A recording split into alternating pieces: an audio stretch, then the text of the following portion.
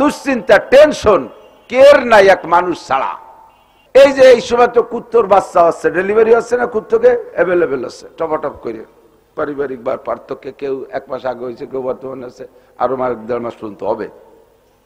একটা কুত্তকে বাচ্চা কটা নিয়ে কোনো দুশ্চিন্তা আছে যে তো ডুন খাওয়ানি কি রে, সে ইনুস ডাক্তার তো দিয়ে বেড়াচ্ছে, আর বেটাকে আমাকে তো কিছু দেয়টাই না, ব্যারাকের একটা কার্ডও দিল না, কোনো জাতীয় সমিতির পয়সা করি নাই, জমিও নাই যে পিএস লাগায় খাবো, সরকার ভিজিয়ে কার্ড দেয় না, কি করব। বিশেষ করে বাজারে কুত্তো, গৃহপালিত গুলো তাকে মালিক আছে, তার একটা চিন্তা আছে সকাল বিকেল 2 রুটি একটু ভান্তা বাতলিয়ে দিবে না।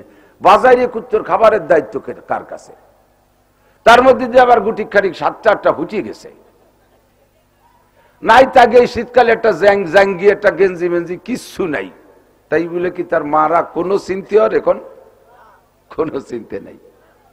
মানুষের পেটে আসার সাথে সাথে চিন্তা, বেরুবানি কিভাবে, সিজার হবে না নরমাল হবে, দুশ্চিন্তায় ভুগতে থাকে, ঠিক না? গম হামকো দেয়া, মানুষের শুধু চিন্তা দিচ্ছে, আর কেউ রে দুশ্চিন্তা দেয়নি। আয়া যুবক আমার দিক তাকাও, খেয়াল করো। বুলবুল কো দিয়া নালা, বুলবুল পাখিরে দেশে কান্দার দায়িত্ব। বুলবুল পাখিতে ডাকে না, এলো আল্লাহর জিকিরে কান্দে। সদায়ে কুমরি আবাসাদ বকুকু, সদায়ে কুমরি আবাসাদ বকুকু, বগোশে মন্দরায়া দাল্লাহু, चमन में चू चुकर काते है बुलबुल के फूलों में अल्लाह मिया, तू ही तू है, तू ही तू, तू ही तू है, तू ही तू।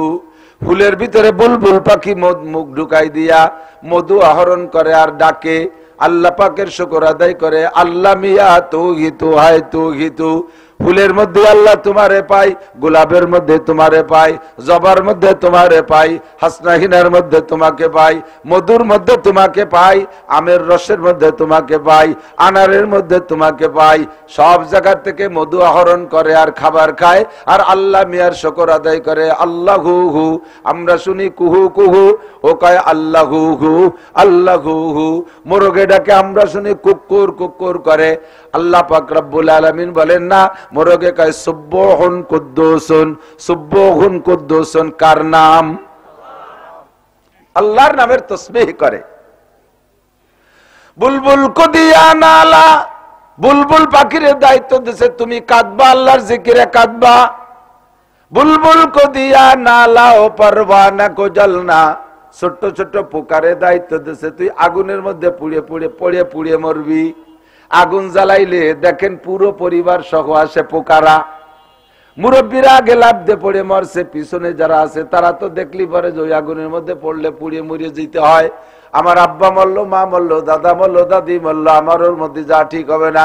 আমি নদীর কিনার দিয়ে ঘুরিয়ে বেড়াই, কিন্তু সে তা না দেখে আগুনের মধ্যে লাফ দিয়ে সেও পুড়িয়ে পুড়িয়ে মরে। ওর মধ্যে সে একটা মজা পায়, ওর মধ্যে মজা আছে, নইলে পড়বে কেন? আল্লাহ পাক তাকে সেই দায়িত্ব দিয়েছে। আর সবাইরে সবকিছু দিয়ে মানুষে দিয়েছে কি জানেন?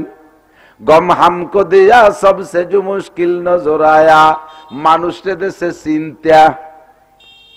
মানুষকে চিন্তা, দুশ্চিন্তা, টেনশন কের নাই এক মানুষ ছাড়া।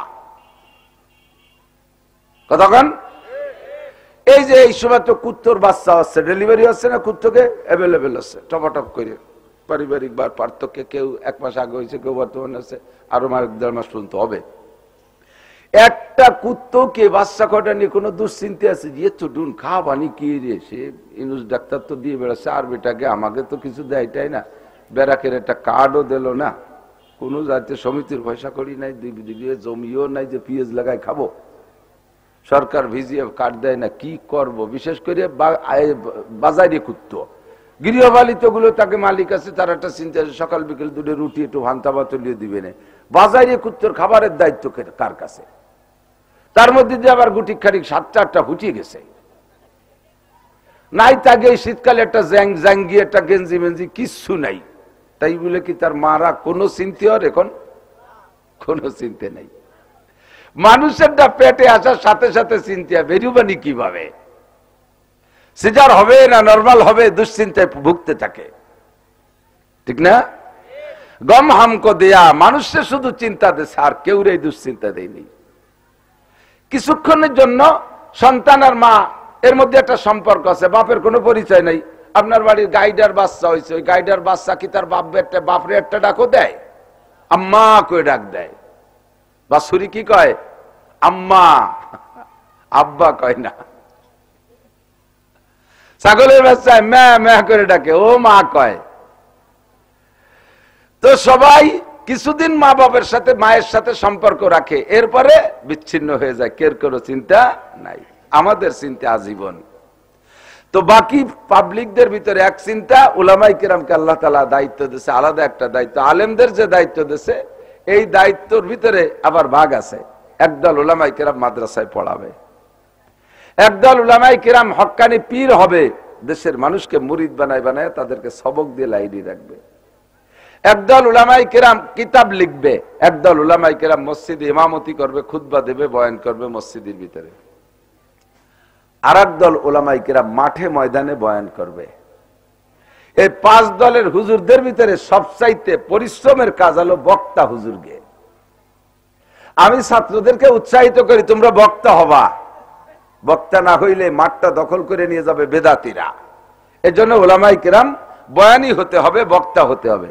পাশাপাশি কই বেশি কড়া বক্তা হইও না, তাহলে কিন্তু জানে বাসবা না। পয়সা পাই বয়ান করে, যথেষ্ট হাদিয়া টাকা পয়সা পাই, এই টাকা হায়াত বেঁচে খাই। এই যে টাকা পাই হায়াত বেঁচে খাই। কি পরিশ্রম, সাথে থাকলি বসতেন।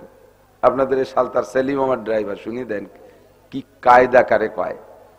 কালকে পাবনার থেকে মাহফিল করে রওনা দিছি, রাত 12টায় মাহফিল শেষ হয়েছে। বেরোইছি খেয়ে দিয়ে, বেরোইতে একটা কুষ্টিয়া লালন শাহ ব্রিজ পার হইয়া কদ্দুর আসলে 12 মাইলের আগে আসলে ভেড়ামারা রোডের আগে আসতে আসতে জ্যাম শুরু হয়েছে। আমি মনে হয় 30 বছরের মধ্যে ওই রকম জ্যামে পড়ি নেই। ওখান থেকে নিয়ে 7 মাইল পর্যন্ত রানাখড়ি, এই রাস্তাটুকের ভিতরে একটুক জায়গা আসতে 7 থেকে 8 কিলোমিটার আসতে 3 ঘন্টা লাগছে। এরপরে বাগান সুগানের মধ্যে দিয়ে কোনো মতে ঠেলি ঠুলি আইসি, সেলিম যেভাবে বাড়ি চল, এই জায়গা থাকলে বাঁচবো না। বাড়ি আসতেই আইসে ফজর পড়বো, সেই বাড়ি আইসি 10টায়।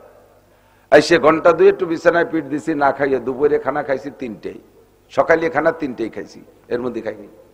এরপরে আবার লোকজন আসছে, ডায়েরি মাইরি এটা ওটা ফোনে ফোনে জ্বালা বলা হয়ে গেছি। তারপরে আসছে আপনাদের এখানে, আবার 2টে মাহফিল, কাল 2টে, এভাবে চলতেই তালে রয়েছে। এত পরিশ্রম এখন আর জানে কুলাই না, সাজতে পারি না। এই কিস্সা আপনাদের বলা মাকসাদ না, একটু দোয়ার জন্য এই কথাটা বলছি যে এত পরিশ্রম। আপনারা মনে করেন জামাই যত্নে টাটের সাটের পোশাক, দামি গাড়িতে চলে, কি আর কষ্টের কি আছে? যতই কষ্ট হোক বস্তা বইরে টাকা পালি সব মিটে যায়। বিলির ভিতরে গলা পানিতে পোলো চাপায় যদি বড় বড় শৈল কয়টা পায়, তাহলে আসলে শীত একটু কম লাগে, এটা ঠিক। কিন্তু শৈল পাওয়ার পরে যদি তার লাভ দেওয়াতে তো ছুটে যায়, শেষে স্টক করে মরার মতো ঠায়। কামাই করে বাড়ি গেছি, সব একে ধাক্কায় মাদ্রাসা, এটা দাও ওটা দাও সেটা দাও দিয়ে সাপ শৈল পাইছিলাম, বড় বড় করে লাভ দিয়ে চলে গেছে। আপনাদের কাছে দোয়া চাই, আমিও দোয়া করি, অত্যন্ত মহব্বত করেন, ভালোবাসেন, বিদায় একটু কথার শেয়ার করছি। আল্লাহ পাক আমাদের সব কথা সামনে যেগুলো উলামায়ে কিরাম বলবে শুনবো, আমল করার নিয়তে বসবো। রাজি আছি না ইনশাআল্লাহ? বয়ান যথেষ্ট করি, কিন্তু আমলে এখন আনতে পারতেছি না। কত জায়গা যান, এটাও তো বয়ান করা আছে যে দাঁড়ায় থাকা যাবে না, আসলেই বসে পড়তে হবে। আপনারা একটু সামনে আগায় আগায় বসেন, ধীরে ধীরে রাত বাড়বে আর শ্রোতা আসবে। ওখানে চানাচুর বাদামের দায়িত্ব শেষ হয়ে গেলে চলে আসবেন ইনশাল্লাহ। একটু আগায় বসেন, একটু আগায়, যেই ইকরামের নিয়তে আগায় বসবেন, আমল নামায় 10 বছর এতেকাবের সব অতিরিক্ত লেখা হয়ে যাবে। 10 বছর নেকি, অতিরিক্ত নেকি পাবেন, শুধু এতেকাবের নেকি। দুনিয়ায় 10 দিন রমজান মাসে এতেকাব করতে, তাই যুবক সাইজির তো কেউই মসজিদে যায় না। যারা মুটি পিএজ উঠতে পারে আর লাগাতে পারে, এর একটাও এতেকাবে বসে না। কথা কয় না? একেবারে ঘরে পড়ে রয়েছে আতাল কুড়িয়ে। আতাল কুড়িয়ে জানেন নাকি? যে গরুটা আটতে পারে না, আলে লাঙ্গলে কাজে লাগে না, আতালেই থাকে, অন্য বলে আতাল কুড়িয়ে। এইরকম আতাল কুড়িয়ে প্যারালাইসিসের রুগী 60, 70, 80 বছর বয়স, তারির কটা মসজিদে যায়, এতেকাবে কি করে? এতেকাবে শোয়, এতেকাবে বসে না। আগের থেকে বিছানা রেডি রাখে, ওই অবস্থায় নিয়ে আতা সাং করে শোয়াইতে আসে। তাও টিকতে চায় না বুড়ো, কই মাছের মতো কানে আটতে আটতে দরজার দ্বারে চলে আসে। নাতি ভূত বাদ্য ঘুরে বেড়ায়, তাকে হিরে ফাও গল্প করে। ওই মসজিদের অর্ধেক বাইরে সেই অবস্থা কয়, এই নান্টু আজ মগরিবের পরে বিড়ি লাগবে না, কটা বিড়ি দিয়ে যাইস। এতে কাপে শুইছে